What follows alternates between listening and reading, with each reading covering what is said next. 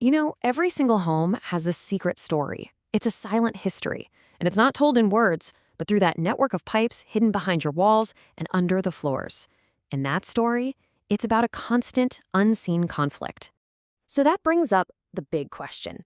Why do pipes really fail? And look, it's easy to just chalk it up to old age or, a bit of bad luck, but the reality is way more interesting than that. It's not just about random decay. I'm talking about a constant war. Your home's plumbing is basically its frontline defense system, and it's battling the specific environmental forces of its location, day in and day out. To really get a handle on this battle, let's look at a specific case study. We're going to dive into a place where this fight between a home's plumbing and its environment is just crystal clear. So our subject is Kenner, Louisiana. The plumbing in this city, man, it tells such a fascinating story of this environmental conflict, which makes it the perfect place to see these forces in action. To understand why pipes fail here, we first have to identify the specific environmental forces that are constantly attacking the city's homes. Think of them as the unseen assailants. Okay, so let's break down these invisible attackers. First off, you've got the shifting Mississippi River Delta soils, which are literally moving the ground underneath a house. Then you have this subtropical climate. We're talking intense heat that expands pipes and then sudden freezes that can just burst them. Add in high humidity, which makes rust and corrosion happen way faster, and high water tables that put a ton of pressure on underground drain lines. It is a true multi-front war. All right, so how do all these environmental pressures actually turn into real plumbing failures? Let's look at the most common battles a home in Kenner is going to face. First up, and this one's a big one, the slab leak. This is when water supply lines that are running under a home's concrete foundation break. And what's the number one cause? Yep, those shifting delta soils we just talked about, constantly stressing the pipes until they finally crack. So how would you even know this is happening to you? Well, you might get a total shock from a massive, sudden spike in your water bill.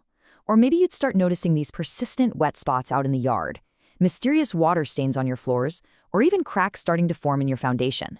These are basically distress signals from the battle happening right under your feet. Okay, another major battle is literally against nature itself. Sewer line root intrusion is exactly what it sounds like. Tree roots are just biologically programmed to hunt for water, and your sewer pipes are this irresistible source. It leads to a full-scale invasion. And get this, it's not even a random attack. The vulnerability is actually in the pipes themselves. Older clay sewer pipes basically send out an invitation. They leak tiny amounts of water vapor from their joints, and this acts like a homing beacon for the roots, guiding them right to their target.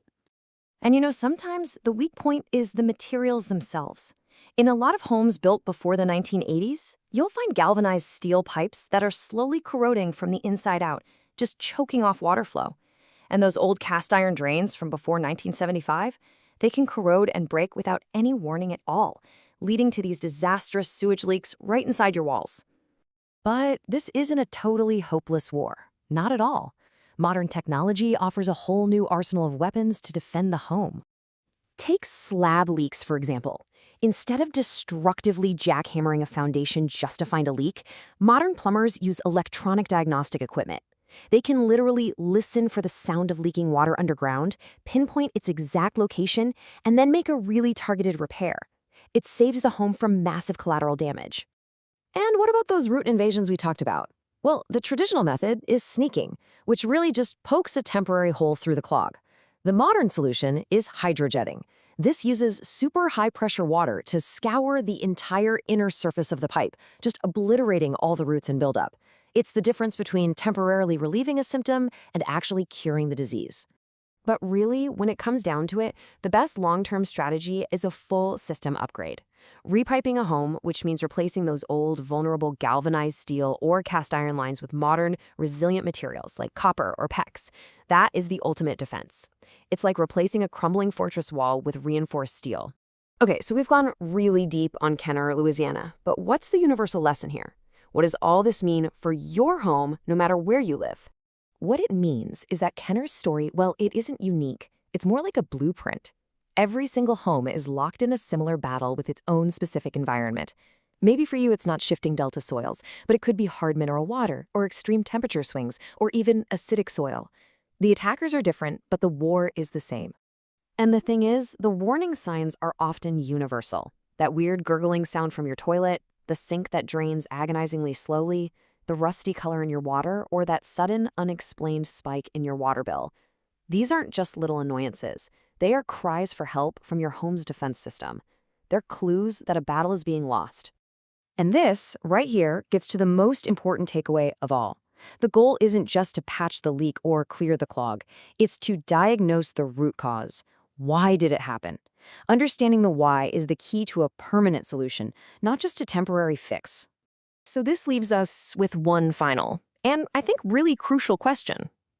Now that you know your plumbing is a defense system, think about your own environment. What is your home's plumbing battling every single day?